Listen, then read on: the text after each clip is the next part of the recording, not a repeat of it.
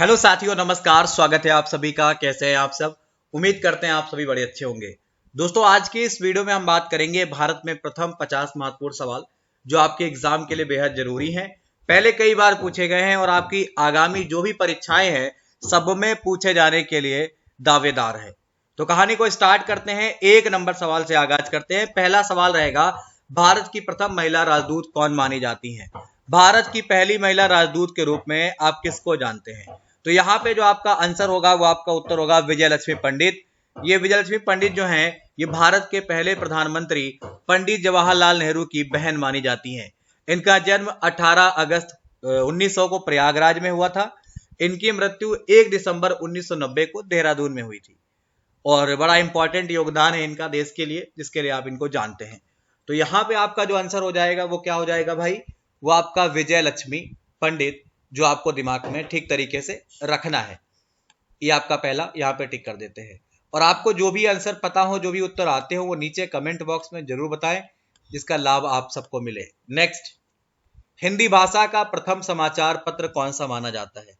हिंदी भाषा की बात करी गई है तो उदंड मार्तंड हिंदी का प्रथम समाचार पत्र माना जाता है।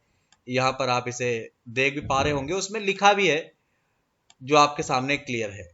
इसका प्रकाशन 30 मई 1826 में कलकत्ता में एक साप्ताहिक पत्र के रूप में हुआ था। इसके संपादक श्री जुगल किशोर शुक्ल जी थे। यह आपको याद रखना है। आइए आगे बढ़ते हैं। भारत में वित्त आयोग के प्रथम अध्यक्ष कौन माने जाते हैं? भारत में वित्त आयोग के प्रथम अध्यक्ष केसी नियोगी कहे जाते हैं। कौन कहे जाते हैं? केसी नियोगी। बड़ा इंपॉर्टेंट किरदार है इनका भी।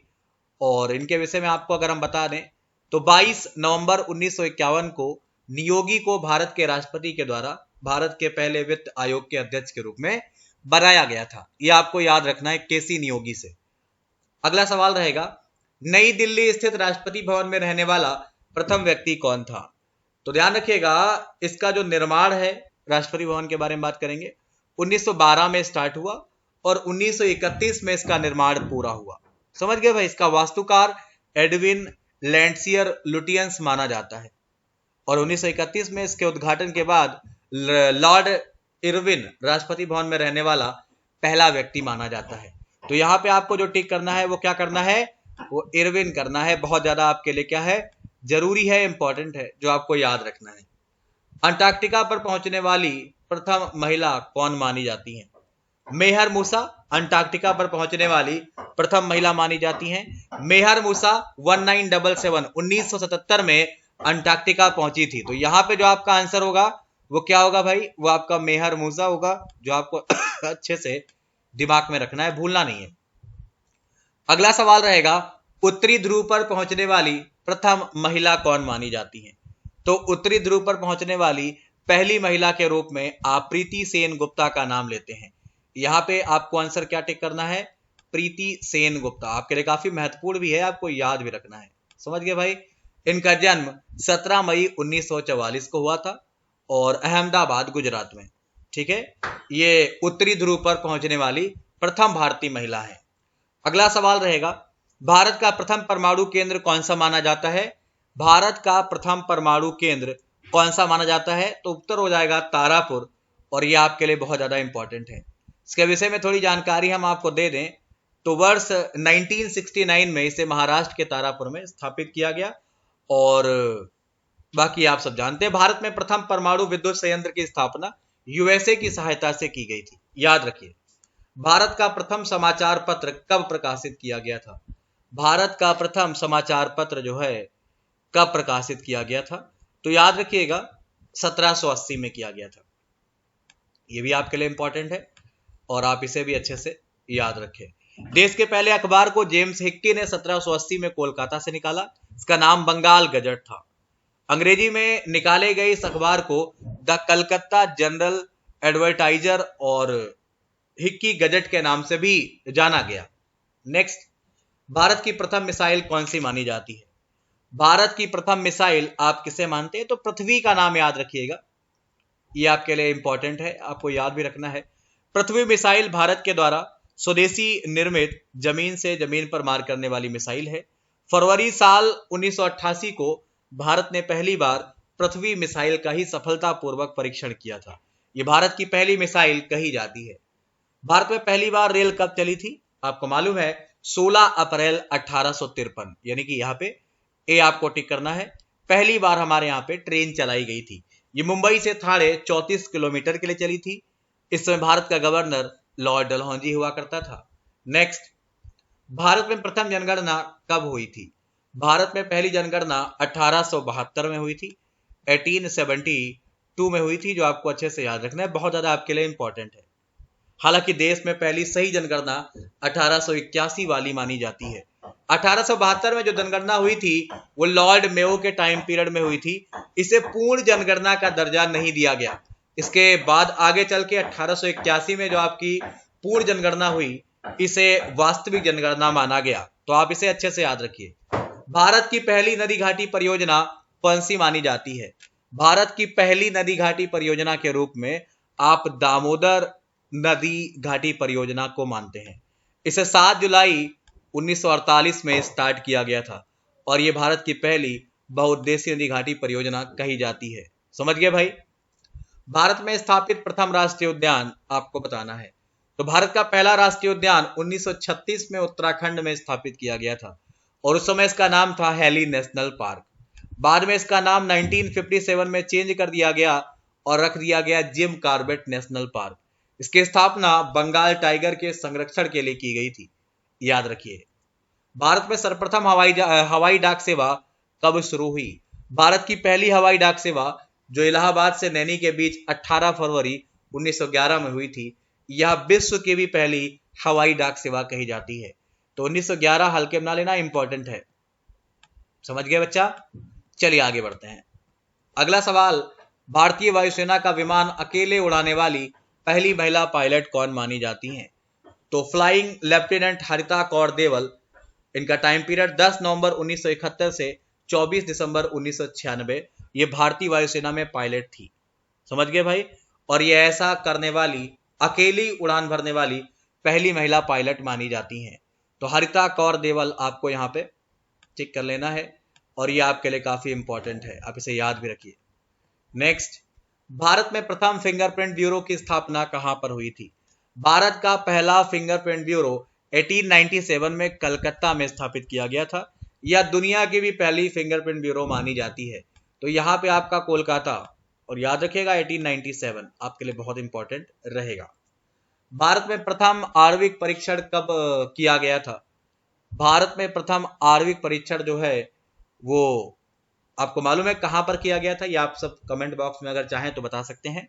भारतीय परमाणु आयोग ने पोखरण में अपना पहला भूमिगत परीक्षण स्माइलिंग बुद्धा 18 मई 1974 को किया था। तो यहां पर अगर आप चाहें तो आप इसे लगा सकते हैं। बाद में 11 मई और 13 मई 1998 को भी किए गए। तो फिलहाल यहाँ पे आपको 1974 अगर आप चाहें तो टिक कर सकते हैं, ये आपके लिए काफी इंपॉर्टेंट रहेगा। आइए आगे बढ़ते हैं। अगला सवाल, भारत का पहला बायोस्फीयर रिजर्व कौन सा माना जाता है? भारत का पहला बायोस्फीयर रिजर्व नीलगिरी के रूप में आप जानते हैं, बड़ा इंपॉर्टेंट रहेगा। 2012 में यूनेस्को द्वारा विश्व विरासत में भी इसको शामिल किया गया। तो यहाँ पे आपको नीलगिरी करना चाहिए था, इंपॉर्टेंट है। राज्यसभा की प्रथम महिला उपसभापति कौन मानी जाती हैं? वायलेट अल्वा का नाम अगर आपने नहीं सुना है तो यहाँ पे आप टिक कर लीजिएगा।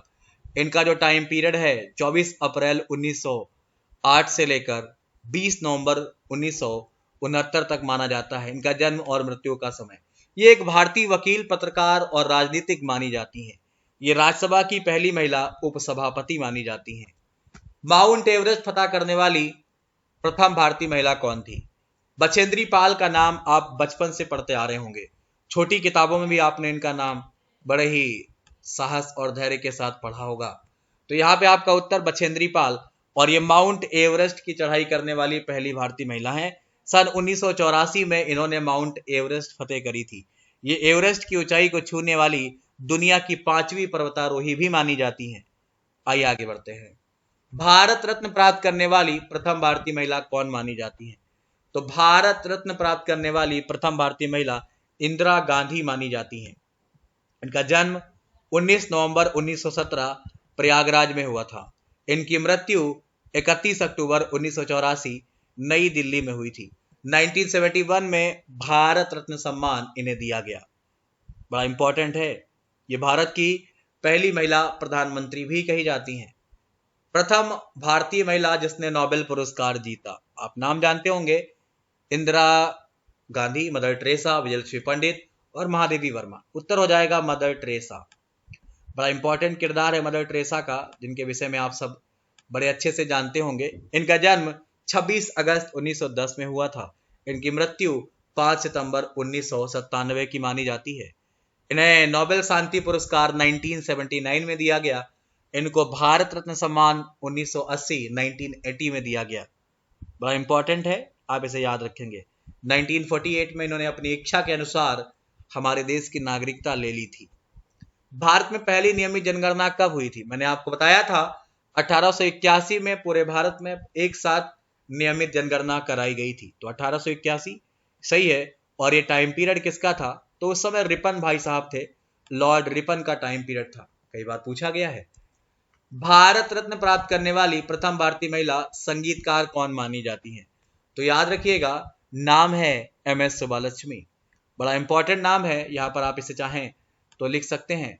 और ये ऐसा पुरस्कार प्राप्त करने वाली पहली भारतीय महिला मानी जाती हैं जिनको संगीत के क्षेत्र में ये पुरस्कार दिया गया हो। बड़ा इंपॉर्टेंट रहेगा। आइए, 1998 में इन्हें यह सम्मान मिला, आप इसे याद रखें। रमन मैग्सेसे पुरस्कार 1974 में, और 1966 में संयुक्त राष्ट्र महासभा में प्रदर्शन करने वाली पहली भारतीय भी थी। अंतिम सवाल, विश्व वुशु चैंपियनशिप में स्वर्ण पदक जीतने वाले प्रथम भारतीय पुरुष खिलाड़ी कौन माने जाते हैं? प्रवीण कुमार एक भारतीय विश्व एथलीट हैं। इन्होंने पुरुषों की प्रतियोगिता में ऐसा 48 किलोग्राम वर्ग की प्रतियोगिता में ऐसा कारनामा किया था। तो यहाँ पे आपका प्रवीण कुमार बिल्कुल सही उत्तर होगा। तो ये भाग 1 मैंने आपके समक्ष में आज प्रस्तुत किया, जहां हमने 25 महत्वपूर्ण सवालों की बात करी। भाग 2 आपके सामने हम जल्द लेकर आएंगे, जिसमें हम लोग कुछ और सवाल देखेंगे जो आपके एग्जाम के लिए बेहद महत्वपूर्ण है। ठीक है भाई, तो कुछ और बातें कर ली जाए। अगर आपने अभी तक अनअकैडमी ज्वाइन नहीं किया है तो ज्वाइन कर लीजिए। हमको फॉलो करने का लिंक आपको नीचे वीडियो के डिस्क्रिप्शन में मिल जाएगा, जहां से आप बड़े आराम से कर सकते हैं। वहां पर आप मेरी पेड क्लास भी कर सकते हैं, और अगर आप चाहें तो मेरी फ्री क्लास भी कर सकते हैं, जिसके लिए आपको कोई पेमेंट नहीं देना है। दोनों के लिए आपको कोड यूज करना है दीपक सिंह YT10। वहां पर आपको बहुत सारे मेरे आने वाले बैच, चल रहे बैच या बीते हुए बैच मिलते हैं, जिन्हें आप कभी भी ज्वाइन करके उसका लाभ उठा सकते हैं। आपको यहाँ पर आपका कंप्लीट सिलेबस मिलेगा, रेगुलर डाउट क्लियरिंग क्लास मिलेंगी, टॉप एजुकेटर मिलेंगे, हर एक चीज आपको मिलती है। अगर आप चाहेंगे तो आपके लिए बेहतर है, रेज हैंड में अपनी प्रॉब्लम को आप अपने एजुकेटर से डायरेक्ट पूछ सकते हैं। और ये आपके प्लस के नॉर्मल से चार्ज हैं, जिनको आप ज्वाइन करिए और लाभ उठाइए। फिलहाल ये 25 सवाल हम आज खत्म करते हैं। भाग 2 के साथ जल्द मुलाकात होगी। तब तक के लिए नमस्कार, धन्यवाद, बाय बाय प्यारे बच्चों।